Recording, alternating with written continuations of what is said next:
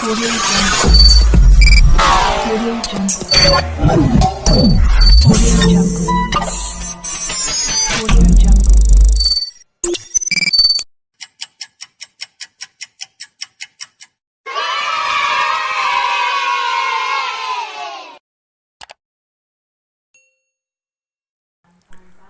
Assalamualaikum warahmatullahi wabarakatuh. Anak cerdas sekalian, jumpa lagi bersama Pak Guru di video pembelajaran tematik kelas 5 semester 2 pada materi tema 6 panas dan perpindahannya, subtema 1 suhu dan kalor pada pembelajaran 5. Anak cerdas sekalian, Pak Guru doakan agar kalian selalu sehat walafiat dan tetap semangat untuk selalu mengikuti proses belajar mengajar sekalipun dalam masa atau kondisi pandemi COVID-19 kali ini. Semoga pandemi ini cepat berlalu. Amin.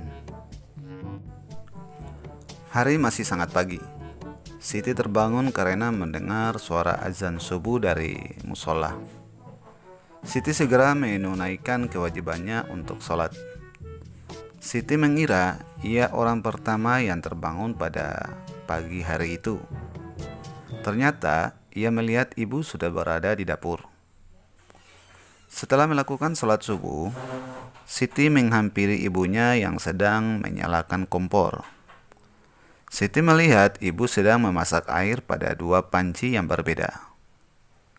Panci pertama yang berukuran lebih besar berisi air setengah penuh.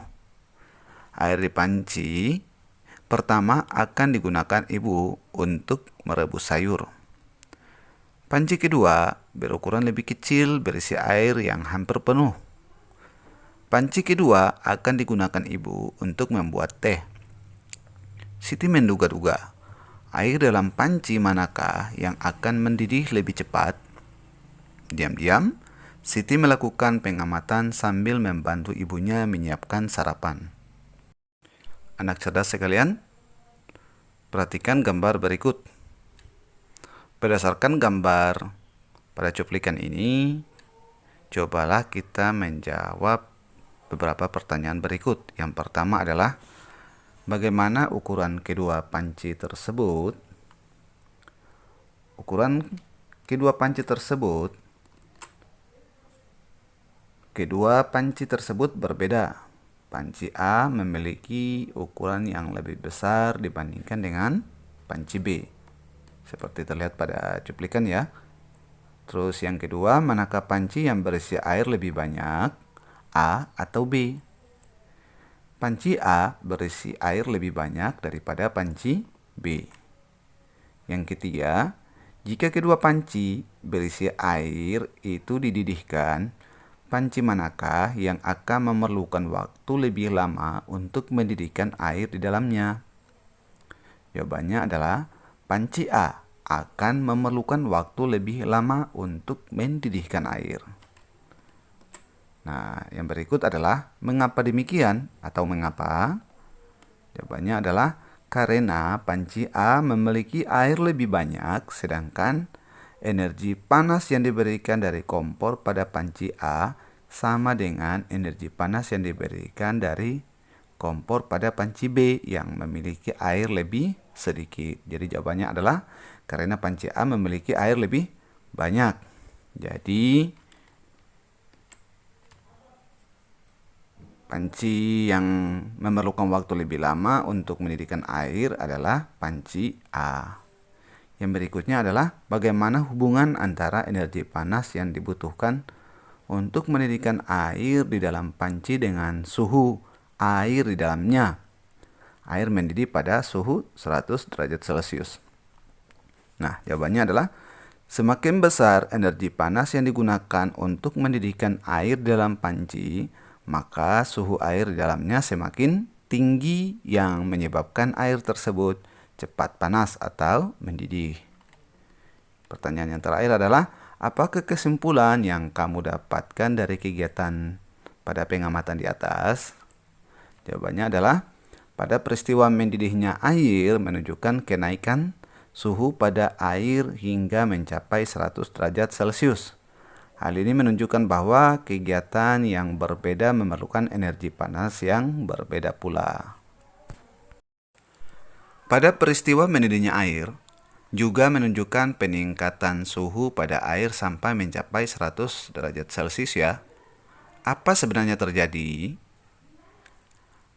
Aku baru menyadari bahwa kegiatan yang berbeda memerlukan energi panas yang berbeda juga. Apa yang telah kamu pahami, Dayu? Yuk kita cari tahu. Wah, aku juga penasaran. Apakah semakin tinggi suhunya, benda akan semakin panas? Lalu, apa yang sebenarnya terjadi pada benda yang meningkat suhunya? Apakah kita bisa melihat pengaruhnya pada kehidupan sehari-hari? Anak cerdas sekalian, perhatikan teks bacaan berikut yang berjudul Perubahan Akibat Perubahan Suhu. Suhu menunjukkan derajat panas benda.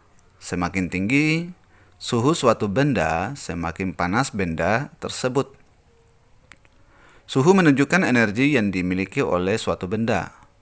Energi panas dapat mengubah benda. Beberapa benda akan mengalami pemuaian. Pemuaian panas adalah perubahan suatu benda yang dapat menjadi bertambah panjang, lebar, luas, atau berubah volumenya karena terkena kalor atau panas. Tetapi sebaliknya, benda dapat mengalami penyusutan. Penyusutan adalah perubahan suatu benda yang terjadi berkurangnya panjang, lebar, dan luas karena terkena suhu dingin. Pemuaian dan penyusutan bisa terjadi pada logam, udara, dan air.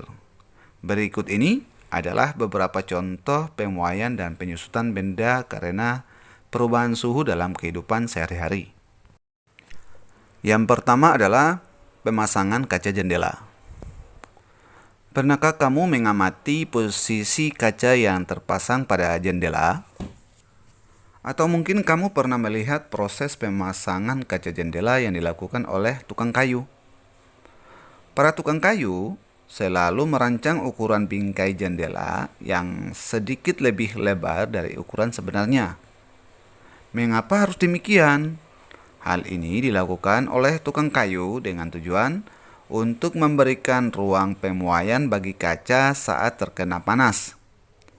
Jika bingkai jendela tidak diberi ruang pemuaian, maka ketika terkena panas akan mengakibatkan kaca menjadi retak atau bahkan pecah. Selain itu, untuk menghindari keretakan kaca saat ada bunyi yang menggelegar seperti ketika ada petir atau bunyi keras lainnya. Yang kedua adalah ban sepeda atau motor dan mobil. Tahukah kamu apa yang terjadi ketika kamu memompa udara terlalu banyak ke dalam ban sepedamu? Jika ban sepeda motor, dan ban mobil diisi udara terlalu banyak, maka akan mengeras dan menjadi tidak nyaman dikendarai. Selain itu, mengisi udara terlalu penuh ke dalam ban sepeda atau mobil akan membahayakan pengemudinya. Ban yang diisi terlalu banyak udara dapat meletus dan dapat mengakibatkan kecelakaan. Hal ini disebabkan karena udara di dalam ban dapat memuai karena panas. Yang berikutnya adalah kawat atau kabel listrik dan telepon. Apakah kamu memperhatikan bahwa kawat atau kabel telepon dan listrik terlihat mengendur dan tidak tegang? Hal ini dilakukan dengan tujuan agar kawat atau kabel tidak putus pada malam hari ketika mengalami penyusutan. Selain itu, agar kawat atau kabel tidak putus jika tertimpa pohon yang tumbang. Yang berikutnya adalah pemuaian yang terjadi pada gelas kaca. Pernahkah kamu melihat sebuah gelas kaca yang tiba-tiba pecah atau retak ketika dituangi air panas? Hal ini terjadi karena adanya pemuaian yang tidak merata pada bagian gelas. Oleh karena itu, disarankan agar tidak menuangi gelas basah atau gelas dingin dengan air panas yang baru mendidih. Berikutnya adalah pemuaian pada sambungan rel kereta api. Sambungan pada rel kereta api dibuat ada celah antara dua batang rel. Hal ini dilakukan untuk memberikan ruang muai sehingga saat terkena panas, rel tersebut tidak melengkung. Rel yang melengkung akan membahayakan gerbong kereta yang melewatinya. Dan yang terakhir adalah penggunaan termometer. Tahukah kamu cara menggunakan termometer klinis atau termometer badan? Termometer akan ditempelkan ke beberapa bagian tubuh seperti dalam mulut atau ketiak. Tujuannya adalah untuk mengukur suhu panas tubuh. Setelah beberapa lama, cairan di dalam termometer akan naik karena terjadi pemuaian setelah mendapatkan panas dari tubuh. Cairan akan berhenti pada angka tertentu untuk menunjukkan suhu tubuh. Ketika termometer tidak digunakan, akan kembali turun karena mengalami penyusutan. Perubahan suhu pada beberapa jenis logam ternyata dapat mengakibatkan logam itu memuai dan menyusut ya. Wah, manusia sejak dulu telah mempelajari peristiwa tersebut sehingga dapat melakukan tindakan yang tepat, seperti pada pemasangan rel kereta api. Betul Dayu, hal yang lebih menarik lagi adalah nenek moyang kita dari dulu sudah mengetahui bahwa logam itu tidak hanya memuai, tetapi bisa dilebur juga. Tahukah kamu bagaimana para leluhur kita membuat bilah-bilah pada beberapa alat musik gamelan? Mereka mencampur biji timah dan tembaga lalu memanaskannya hingga cair untuk dibentuk. Anak cerdas sekalian, ayo mengamati beberapa alat musik berikut yang terbuat dari logam. Sebelumnya, kamu telah mengetahui bahwa beberapa lagu daerah dimainkan dalam tangga nada pentatonis yaitu slendro dan pelok. Gamelan adalah salah satu alat musik yang digunakan untuk mengiringi lagu-lagu pada tangga nada pentatonis. Beberapa alat pada gamelan terbuat dari bilah besi, seperti beberapa alat musik pada gamelan Jawa berikut ini. Alat musik gamelan dibuat dari campuran tembaga dan timah dengan ukuran tertentu. Ukuran dan perbandingan antara kedua logam tersebut dapat menghasilkan suara yang berbeda. Campuran logam itu harus dipanaskan dengan suhu tinggi agar mencair dan mudah dibentuk. Proses ini disebut dengan peleburan. Paduan suara yang dihasilkan oleh alat-alat musik tersebut terdengar harmonis. Untuk mengiringi lagu-lagu yang dimainkan pada laras slendro atau pelok, perhatikanlah lagu daerah di bawah ini dengan seksama. Mintalah guru untuk memperdengarkan lagu ini di kelas. Lalu tentukanlah tangga nada yang digunakan. Demikian video pembelajaran tematik kali ini. Semoga bermanfaat. Jangan lupa ya untuk di like, share, komen, dan subscribe. Serta bunyikan loncengnya agar kalian bisa terhubung dan mendapatkan pemberitahuan terbaru dari video di Momo Edukasi Channel. Jumpa lagi di video pembelajaran selanjutnya. Wassalamualaikum warahmatullahi wabarakatuh.